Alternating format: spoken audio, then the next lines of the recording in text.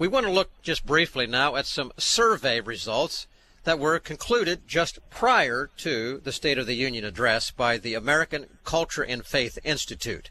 The focus of that research was how people of faith across the nation viewed the president's performance in his first year. Now, to help us in these findings, I want to formally invite in George Barna, formerly with Barna Research, but now the executive director of the American Culture and Faith Institute. George, welcome back to the program. Great to be back with you. George, I'm going to start right out because we have so much that we need to cover here today with you. But at the beginning of this particular report, you started out with these words, quote, Donald Trump has just completed the most closely scrutinized, subjectively reported, and widely criticized first year in the White House of any president in memory, end quote. And you made this statement as a fact, presumably because it is true.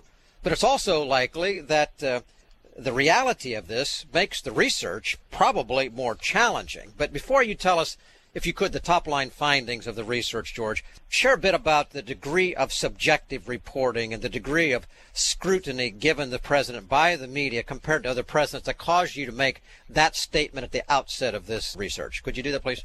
Well, sure. I mean, with each passing year, the whole media universe changes, and we're in a situation now where there are a couple of content analysis research projects that were recently completed looking at the kind of coverage that was given to President Trump during his first year and comparing it to the coverage of previous presidents in their first years and indeed over the course of their entire administrations.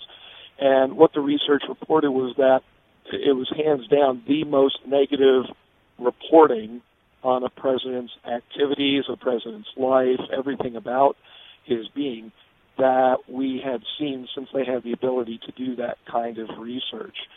And part of the reason why that's important is because you have to remember that people don't really experience most of the reality that they claim to know something about. Most of that knowledge is fed to them by different media sources.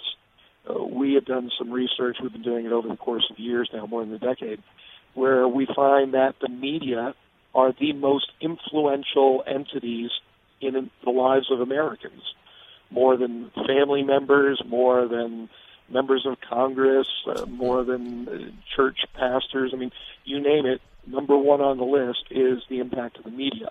And so seeing that day after day, there's kind of this 24/7 reporting about what's going on at the White House, about feelings about what's being done at the White House, about desires of what would be done, about expectations regarding what should have been done.